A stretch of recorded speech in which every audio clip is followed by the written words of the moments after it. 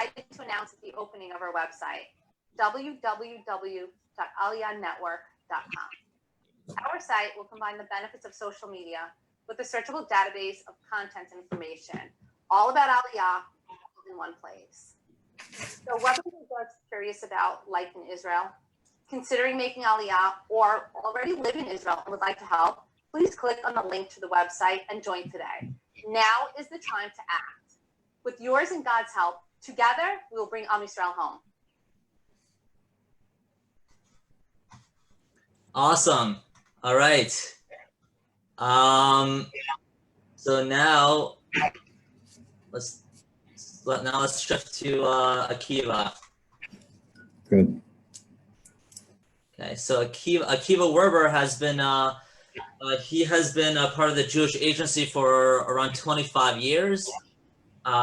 He has really been involved in helping Jews make Aliyah from all over. And I'm going to allow him to speak about what his mission is about. Okay, hi, Erev Tov. In fact, if it's possible to start with that, the beginning of that PowerPoint, and we'll talk about it. We're going to start from a point that you are considering Aliyah. I don't want to go into the polemic of should one make Aliyah? Is it the right thing to make Aliyah? We're assuming that anyone who's going to be on this webinar tonight is someone who's considering Aliyah. And with that as a starting point and a basis, I'd like to be able to give you some tools, a measuring stick, something to go ahead and to talk about in making Aliyah a feasibility. You see, if you want to make Aliyah, it's probably because you want to do the right thing. You might want to do the religious thing. You might want to fulfill the Jewish nation's future. You might want a future for yourself. There might be all sorts of reasons for it, which we're not going to touch this evening. What we are going to touch about is, can I make Aliyah and succeed? I think that's really the question. And the question is also, if one wants to make it succeed, how should one make it succeed? So let's take a look at some of the issues. First of all, on the next slide, we'll see that if we go ahead and we want to make the thought about making Aliyah, you are giving up a lot of things that are constants, and a person kind of likes what's normal and regular and consistent over many years. If you're living in the States as an adult who's been successful financially, you're known, you're there, you're successful, you're supporting yourself, you know how to do it, and you're going to give that up if you want to move to Israel. In addition, when you're going ahead and you're in your community, not only are you financially successful, but you're a respected member of your community. You're probably serving on different committees. You're perhaps someone who has a position in the synagogue, on local boards of education, on all sorts of different local chesed operations. You have a position that's respected within the community, not only by other people, but you have a feeling for yourself that you're accomplishing and and you're helpful to everyone around you. It's comfortable, it's familiar, you know how to get up in the morning to take your walking cup of coffee. And well, let's go back a few there, not here yet.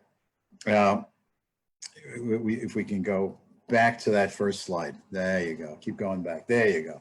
So all of these comfortable and familiar things are things that you're gonna wanna give up if you wanna move to Israel. And worse than that, you're gonna come to Israel and you may not have a job.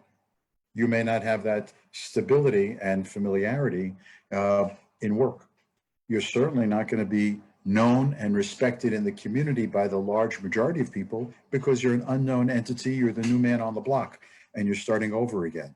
There's that fear of not being known. And because of that, it kind of has your self image kind of shaken because, you know, who am I and why are people not respecting me? And it's a scary type of position, especially when you're coming to a place which is sort of modern age and sort of updated and sort of technologically even ahead of the United States, but it's different than what you were aware of and is not as familiar. Those are kind of scary things. And those are among the reasons people who think about Aliyah get scared off and think about maybe let's put it off until another time. Well, I think that that is the issue that we have to face today. What is the familiarity and the success that you have, that you're leaving, coming to the unknown of where you're going? It's kind of like the next slide will show the situation of when I challenge you and say, you're going to do a marathon. And after you finish dying laughing, saying, you know, I'm going to do a marathon. I can't get out of bed in the morning because my back hurts. What do you mean I'm going to do a marathon? Can you hear me, David? Am I good? Thank you. So the question is, what does one do when one thinks about wanting to do a marathon? Well, today you get up and you get out of bed and you walk 5 steps, and tomorrow 10 steps. And by the end of the week, you're running for a minute. And by the end of 6 months, you've already been running for a half hour to an hour. And by the end of the year, when you're preparing for that marathon, you're eager because you've been practicing and you've been going ahead and doing all of those things that you must do in order to get into shape and prepare for the big challenge. And you're waiting to go into the challenge because you're going to succeed. And you're going to win because you prepared for it properly. The same is true with Aliyah. If you're going to assume that I'm giving everything up and I'm just going and I'm dropping and tomorrow I'm going to move,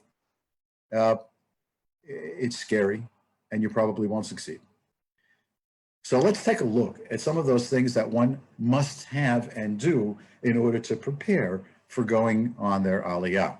I, as a shaliach, 3 different times in the United States, would always try to meet with the Olim and check out in my mind's eye 5 different parameters of where the Olim is or was or will be in order to prepare for his Aliyah. You see, each of these things is part of a continuum, and they are powers, thoughts, things that you can do and must have in order to succeed to go on to the next step. And I would measure each of these 5 different areas in my mind's eye to see how much a person had. If you have a lot in each of the 5 areas, but hold off on those areas. Let's get the background and then we'll go into each individual one. Let's go back 2 steps. Right. So we'll check out these 5 areas and see where a person is at. But if you were weak in one of the areas, we can try to help get you to succeed more in that area, to be better off in that area, better off in that position.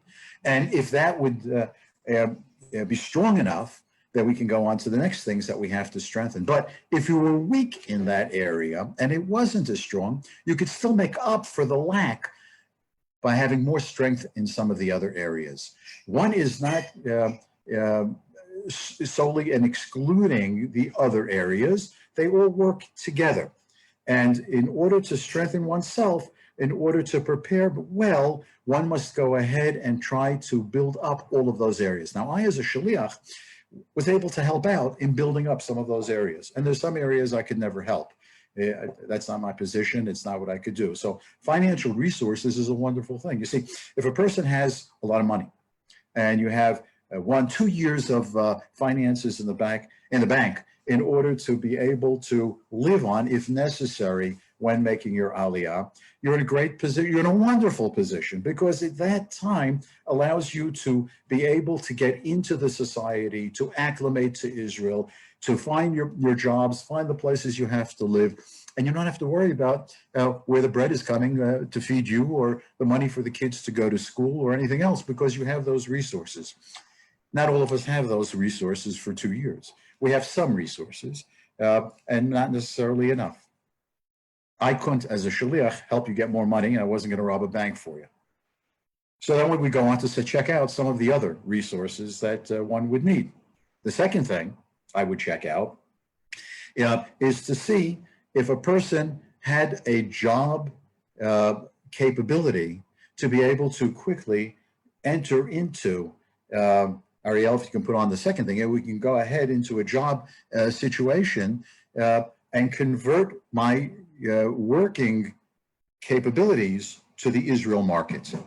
What does that mean? Well, if I was a social worker in America and I didn't have a college degree, but I've been working as a social worker, no college degree, don't speak any Hebrew, never visited Israel before, I'm not certain that I'm going to have the opportunity to go ahead and succeed as a social worker in Israel. I don't think I have the skills necessarily. On the other hand, if I was a group leader in Intel and was involved in designing and marketing all sorts of new products for Intel in the United States, even in English and not in Hebrew, the chances are pretty good that I'm going to get a job in Israel in the high-tech market. The same is true in all sorts of other areas, to lesser degrees. More than a social work, perhaps less than an Intel group leader. And why is that important? Well, the quicker I go into the job market, the faster I'm going to have money and resources available.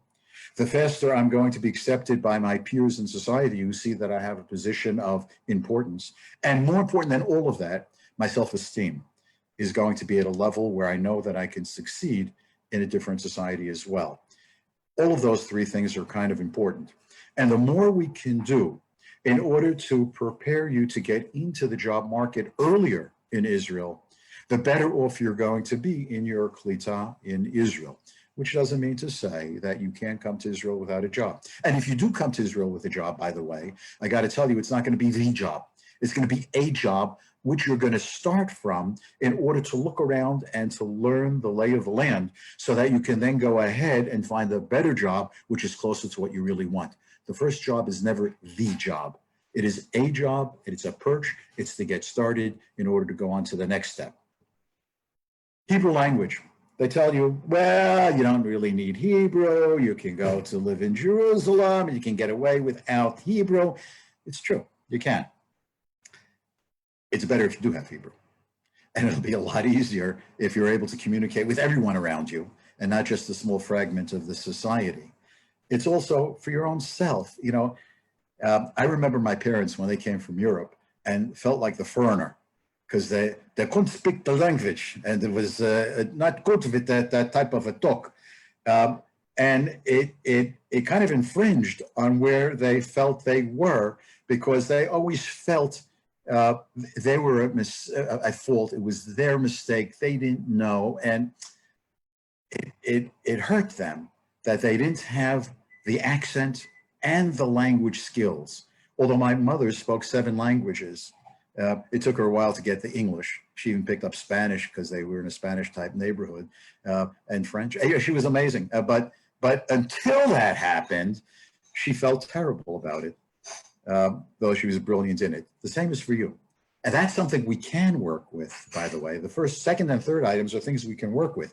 Because if you have a job, we can check out to see if there's licensure needs that you can prepare for in advance. We can set you up with people who work in your field who can start looking around for you to see where the vacancies are and where your resume can help find you positions today at an earlier stage.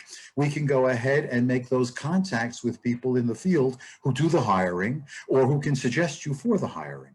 The same is true with Hebrew language. We can go ahead and we can have you go to Ulpanim in the States.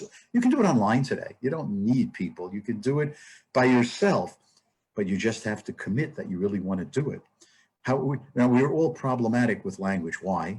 Because we're perfectionists and everyone hates to sound like an idiot. So when you can be so precise in language and say everything you want with such precision, you can cut someone with your language. And then you say in Hebrew and you sound like, I don't know what they're saying there. So you have to work at it. And then you sound a lot better. And it's easy to do. We, by the way, as a shliach, I had an ulpan set up in Chicago where we were teaching people for years in advance to get started with the language, including the accent. The fourth item is extremely important, and it's broad as it can come. It's knowing how the society functions. And that includes how jobs get licensure and what you need to do and know in order to work in Israel. It includes what the different government agencies do and don't do. I mean, we have agencies similar to those in the United States, but they may not be doing the same thing. They do things that are almost the same, but not quite. And you have to learn how that functions. There's also the customs of the country and the way things are done in the country.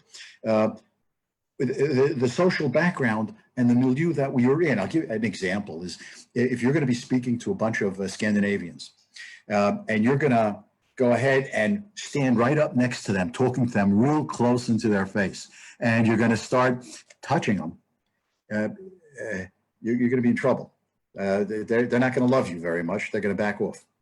On the other hand, if you're going to come to a group of Mediterranean sorts, French speakers, or from the Arab countries, and you're going to come up and you're going to stand back at a distance, and you're going to, talk from far away and not have that close connection, they're going to want to know, why do you hate them? How you visualize and understand where you are and how you relate to the people you're with comes with understanding the milieu of the country that you're in. Each grouping is somewhat different. And you have to be very careful because sometimes when you go ahead and you say something or do something, I give you the example. When you go to the United States in the old days, you go through a place to pay money on the road, on the highway, and you pass by. It's before they had the automatic checks. You had to pay money in order to get past a turnstile or a booth or a guard on the turnpike or wherever. The person there would always look at you and say, "Good day." And what they meant to say was, "Drop dead, leave me alone. You're a pain in my butt. I don't want to have anything to do with you." But they were very sweet about it. In Israel, if someone comes up to you and starts yelling at you, it doesn't mean they don't like you. It means they've engaged and they're concerned about you and how you're dealing with yourself. And they may want you to correct yourself because they care about you. They're yelling at you and it sounds like they hate you, but the truth is they really love you and they really care about you and they are concerned about you, and therefore they engage in a Mediterranean sort of way. But it doesn't mean that you have to be insulted. You have to understand where they're coming from and appreciate that they're really wanting to help you, and they're going to come across and invite you for dinner because that's really where they're coming from. But that's that type of an example of the society and community that we're in. The worst thing, again, is that being slightly out of sync, assuming that something is going to happen, that you're going to write to a government official and they're going to answer you. Doesn't necessarily happen that way. It doesn't mean that they don't like you. It means that they're busy and they can't get to your answering, but it doesn't mean they hate you if you go ahead and nudge them. You have to learn how the different offices function and how to do things without giving up hope and without getting angry and without turning into despair. A lot of those things one learns by constantly meeting Israel on its own grounds. If you've had the opportunity, or you will have the opportunity to have several visits to Israel, to meet different people and to meet different situations, it'll be a lot easier for you. I remember when I made Aliyah, it was the second time I was in Israel, or third time I was in Israel.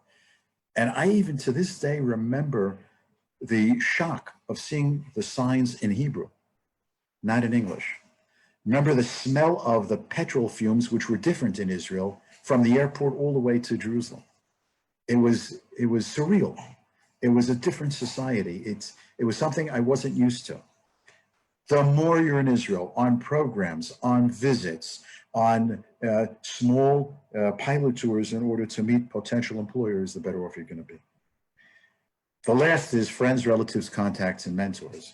And that's very important. The more people who you meet from afar who can help you, not give you the job, though that would be nice, and not the one who's going to find you the house, though that would also be nice, but to advise who to speak to and how things are done, or who you can get advisory about how do you do these things here in Israel is extremely important. And that's really kind of what we're about over here. You see, here we're trying to set up, and David will give you more information about how this works, how not only are there support groups out there in Israel, Jewish Agency, officially, Nefesh B'Nefesh, which has a great site and a lot of good information, AACI, Association of Americans Canadians in Israel. Each municipality has an Olim advisor who can help you find apartments and find positions and how things are done, get your kids registered before you come to school systems, how to do things in their local municipality. All of these official things exist, but there are a lot of them, and they're in a lot of places. And sometimes it's a little bit confusing about who does what and who should I be speaking to and what happens if they don't answer tomorrow. And that's kind of where we're coming in here with the Aliyah Network, and David will give you a lot of information about how we become the scorecard who are going to hold your hand and give you the advisory based on our experiences and with other people about how to go ahead and to help you succeed here on the Israel side. But the one and important thing I have to tell you, when making your decisions, it's always important to worry about doing the urgent versus doing the important. How many times do we have to worry about, oh my God, where am I going to get the next buck? And they're yelling at me at work, and how am I going to finish this assignment? And you forget the big things that you have to do about building the house or painting the new place or all sorts of wonderful, good things. So the question is here, how does one put aside the urgent that you got to do tomorrow for now, and then to go ahead and to do the important? The example, the metaphor that can make it easier to remember is what I learned in the Army. I learned a million things in the Army. I wasn't there for a long time, but it was great stuff. I want me to tell you the story about my giyus as a joke. But I was on a field in a rifle range, taking shots. So what do you do on a rifle range? You lie down with a big rifle in your arm, and you aim, through the sights in the top, and it's got to, hit the edge over there, and you aim it at the target, and you got to shoot. And my eye was closed, and I'm shooting over here, trying to line it up so I can hit the target. Along comes a sergeant and smacks me in the head, and he says, "Idiot!"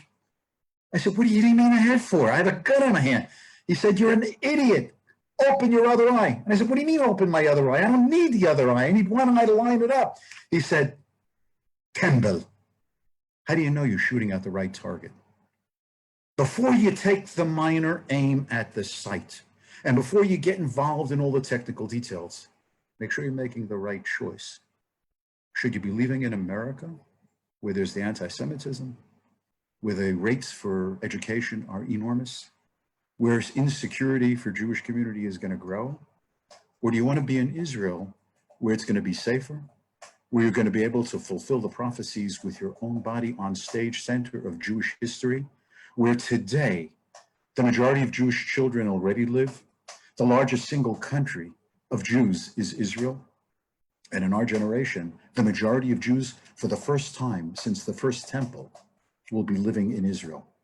We're part of a prophetic age. And God's giving us some sort of signals that we got to listen to. So when our children ask you, where were you when Jewish history turned onto stage center? Were you there? You'll have an answer. Remember to do the important and not just the urgent, and to see the big picture before cueing in on the small picture. David?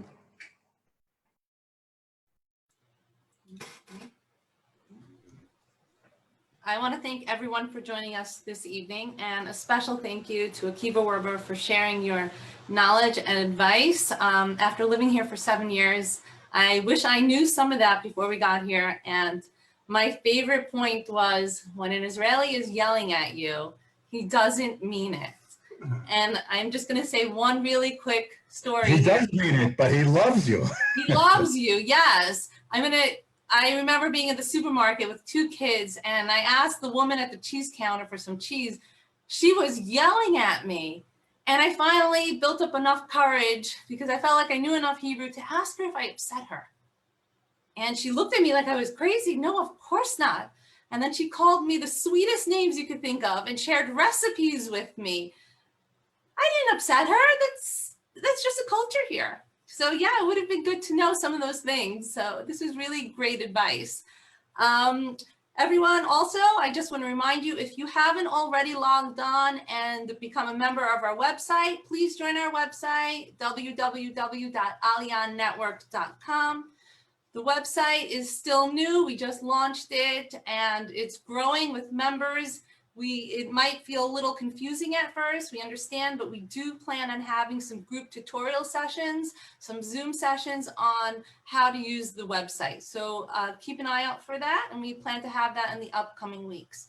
We also plan on continuing our lecture series every Sunday, 8 p.m. Israel, 1 p.m. Eastern time. And now we'd like to open up the floor for anyone who'd like to ask any questions to Akiva. Now is the opportunity. Thank you. I see that Jane has asked a question here about retirees. Yeah, I got to tell you, as a retiree, depending again what your resources are, if you have a fixed income, you're doing pretty well. Remember, Social Security that you pay taxes on in the United States is tax exempt if you live in Israel. So that's a wonderful thing to know. And if you have a fixed income as a retiree and you're dealing with, I don't want to get into specific figures because everyone has their own, their own needs and levels of comfort where they want to live. But if someone's living, when I was first making Aliyah and we lived on kibbutz, left kibbutz, that's a very scary thing. I didn't know how Israel society was going to accept me in the job market. And at age mid-30s, leaving with 3 children to go into the city and to do it on your own was a very scary, scary thing. But we made it. We did both have to work in order to make that succeed at that time. But today, because of the pension that I was able to get here in Israel, and the Social Security that I earned before I made my Aliyah. And because of the pension here in Israel, thank God, those pensions are enough to stretch and to live very comfortably here in Israel.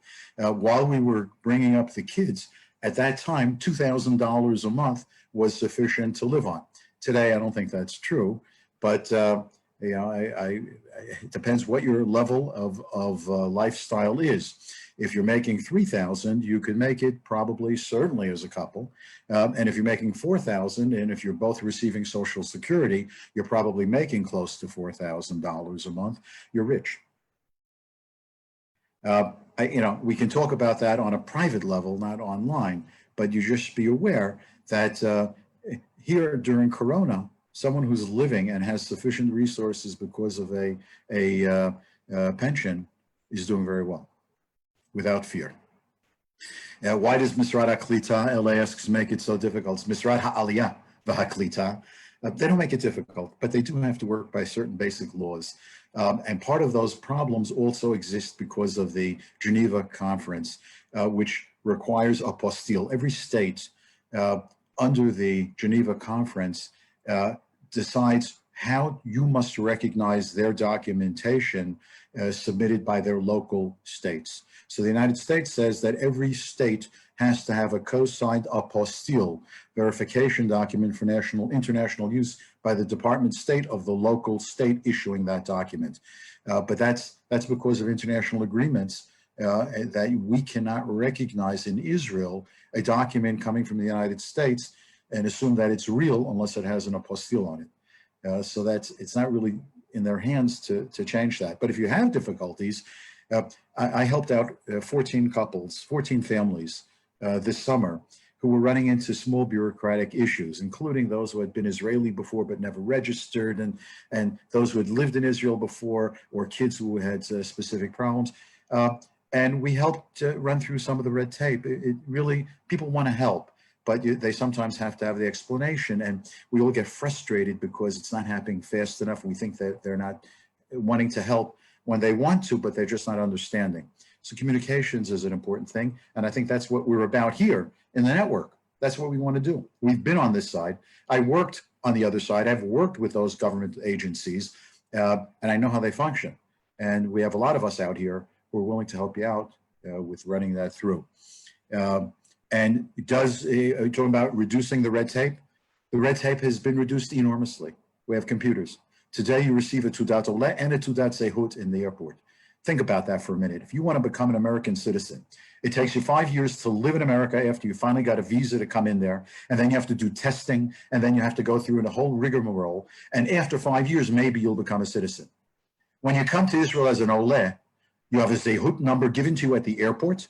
You have health insurance valid from the day you arrived. You get cash in hand and a sal klita, and you have your identity card from the Ministry of Absorption and the Ministry of Interior at the airport when you arrive, now 5 years later. So let's talk about red tape. For a single, there are a lot of people waiting for you here. We'll talk about that privately. I want to just ask everyone if you guys want to be seen or if you guys want to ask your questions verbally, just put it in the chat box and I will make that happen for you.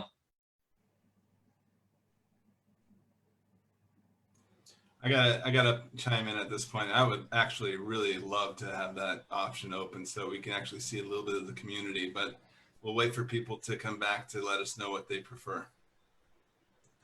Oh, someone asked in the chat if you're available to if you're available to answer questions via email. I can, but I would also, love to do it through the network itself because I'm one person. Well, there are a lot of us out here. We have tens of people out here, and all different areas. I'm limited on the areas that I can deal with. I was certainly happy to answer any questions you have, and certainly Sammy, and others who know me from 40 years ago, more than happy to talk with you about all sorts of things. But I think we should do it through the Aliyah network. And again, I think if you can go ahead and explain, the Ashkenazis, if you can explain about how that network is going to function and how we can go ahead and make those connections. Sure, I'll do my best. As Marcy had said earlier, she mentioned that we will be doing some tutorial series on how to use the website itself, which we believe will be very helpful to be able to get a sense of the website. I got to say that when we first started building the website, it was sort of like an idea to have a social media website all about Aliyah. One of the intentions was so that not just a specific kind of Jew might feel comfortable with every kind of Jew across the world. And no matter what your religious level or your non-religious level might be, happy to go there without any politics or any of that mudslinging that we might find on certain social media platforms and groups and things. But the structure of this. Sure. I just want to add, our logo is real people, real connections. And that's what we are. We're a network of real people who are here to offer support, advice. If you have any services that you'd like to offer, you can post that also on our website or even our Facebook or WhatsApp. We are a network, and that's our website and all is, it's a safe place for you to feel comfortable to post. Of course, you can always email privately if it's something you don't feel comfortable, but it's a safe place where people can really just be there for each other and network together. You have a great question here. There is one question I'd love to answer. Porcelain asked, are there fees associated with your assistance? Yes, there's a heavy fee. You have to be willing to help others after you get help. That's right. Absolutely. Right now, we're really just a bunch of people trying to help out people. That's what we're about. It's pretty fantastic. We're very proud to say that's the case. We do have a question here from Jacob. He says he's 52 from Canada. He lost his business due to Corona. I'm sorry to hear that, by the way. I'm a similar case in business development myself. He speaks Hebrew, English, and French. Do you think I could get a job in sales maybe? Akiva, I'd love for you to take that one. The answer is yes. Yeah, the question is where and how. And that does take work, and it's not going to happen overnight. I actually took an early retirement at age 58, and I knew I was never going to find a job again. And it turns out I got a job 3 days after I retired. I was expecting 3 months rest from my retirement to take a break. But they told me if I don't show up at work within 3 days, I'm in trouble because they need me now. So it surprised me. At age 58, I found another job. I would say that for sure that there's definitely an advantage to being a multilingual sort of person. Oh, absolutely. But again, depends on the experience. It depends who he knows. It depends on how you present when you're going to meet people. And those are things that can be worked on and prepared for, including start working on your resume or resumes, depending on which side of yourself you want to present. But I would also say that if he wants to get into sales, I could use another guy in Israel. Jacob, I would love to have you on my team. I would love to send you, clients who are interested in purchasing homes in Israel. We could have a duo. I'm assuming you need a little training on the real estate side, but yeah. That's true. Keller Williams has a lot of training. That's what we're known for. And it's our value. And also, yes, Russ Stein, I am from Virginia. Thank you for recognizing me. And Jason Kaplan. So I do want to add that if somebody was interested in doing real estate with Ariel or any other trade, Misrad Klita will reimburse you 70% of training for up to 10 years after your Aliyah. So that's also something to consider if you want to reinvent yourself. It's not only do they pay for the course, they'll also pay for living stipend during the time of the course.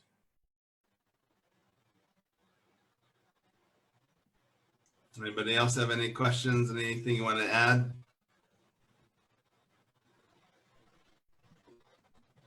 All right. Okay, guys. Spread the word. Spread the word. Spread the word. Absolutely. We're just The getting bigger started. the more we can help. Yes, absolutely. For everybody on the other side of the ocean, we're always here for you. Thank you. This is Gabrielle says, thank you. Listen, Gabrielle, it's our pleasure. From Sarah also, tell more about the site. Okay, well, the site is www.aliyahnetwork.com. The way we envision it again is to be more of a social media network, all about Aliyah. So you can form groups, you can make a profile there, you could invite people to your groups, you could really connect with people and communicate about what you're trying to do. You can meet all the service providers there. You could look for people who are offering real estate. You can be a mom, let's say on our side, if you're living in Israel, you could, well, you're a mom in this case, so. You can offer advice to another mom asking questions, maybe what it was like with their kids adjusting and or what schools are like here. You can just offer advice, support, and it's just a place to let us all know that we're here for each other. And we can help on, it's a social. we can talk about the grandparent side too, and retirees. Yes, absolutely. Right. And to be honest, the idea of the Aliyah Network was also, we wanted to consider building something because being a Dati, being a Jew that does look like Akiva said towards our great future, I just felt that it was important to maybe build a network of individuals who can come together to make it happen. I just didn't see how the way that the organizations that currently exist would be able to do so. So why not get real people on the ground to be able to do that? So just think about how communities can come together, real people can come together and really help each other. And all about Aliyah. So that's pretty much what the website's going to try to do. And as we said before, we'll be doing a series of events to try to, tutorials really to be able to teach that. Okay. Oh, I see that there's a whole bunch of things in questions and answers. Have you been reviewing them, Ariel? yeah, there is one question by Simja Cohen. He says, hi, my kids are 11 and 14 years old, don't know any Hebrew. There is any other help to learn Hebrew aside regular school, or is there any other help? Yes, there is, and those are things that really should be discussed in the different municipalities that you're thinking of moving to. Again, you have Yisrael and I forget who else it is in Jerusalem, who are people who are working with early absorption into the municipalities. We in Jerusalem in the past had an ulpan for school children. There are within the school framework extra curricular ulpanim that function. Every municipality has their operations working in conjunction with the Ministry of Education. And when you start going into some of those details, those are the things we learn in advance in order to prepare. And we can do that through the municipalities, through the different organizations, and through us here at the network. And yes, the coffee is correct for who was that? Was Esther who asked about it? Yes, coffee. We do have another question that just came from Yael. If retirees make Aliyah with no work pension, did we already go over this? No, they asked. No, can they get benefits from Bituach Leumi? The answer is yes, if you have no income. What happens is that those who are coming, for example, from Russia, where they, in the past, they had a miserable pension coming from the country, they not only received the regular Bituach Leumi, but an extended Bituach Leumi, which covered not only the basic 2,000 shekel a month that you would get for a normal stipend, but additional thousands that would come to cover as part of that pension. But again, every case you have to go into the detail, you have to see what those incomes are, because even if you don't have a pension, if you had the IRAs and you have monies coming in, it could have an effect. So not for a public view, but something to follow up. Also with Nefesh B'Nefesh, also with us, also with the Jewish Agency. I actually have a question for my friend. She is a client of mine. She's actually just got divorced, or in the process of getting divorced, and she was from Israel, and she's thinking about making Aliyah with her 2 children.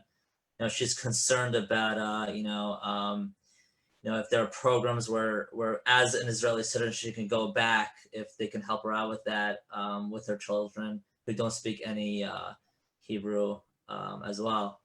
I was wondering if you have any thoughts for them or direction. Yeah, it depends on the circumstances. She was married to an Israeli, married to... married, I believe, to an American. All right, so I have to look into the case, but it may be a case of a returning Israeli, depending how old are the children? What ages are they? Are they under 16? Children under 13, 12. All right, so again, there are programs, but that would be as probably returning resident. But again, that individual cases we should follow up, not online. Okay, thank you.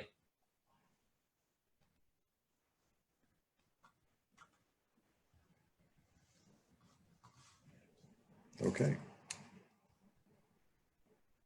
Okay, any other questions?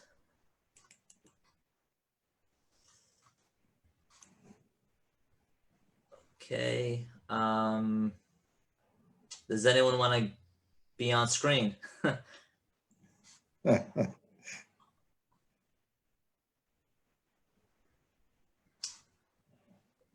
Okay. I guess that's it. David, do you want to say anything to wrap up? I think he left. I think we lost them. Okay. All right. Okay, I guess that's it. Thank you for joining us. And again, please go to aliyahnetwork.com, register if you haven't. And if you need any assistance with real estate from New York to Israel, please let me know. I serve Queens, for Rockaway, 5 towns, West Hampstead. I'll be more than happy to help you out. Again, everyone's mission here is to bring the Jews back home. Let's all make that happen. Shortly, you'll be able to help out in French as well after you bring in new employees. Absolutely. All right, looking forward.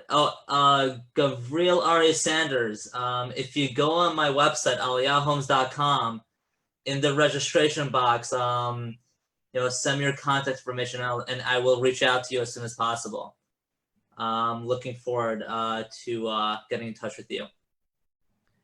Okay, thank you very much, guys. Have a wonderful night or day, wherever you are.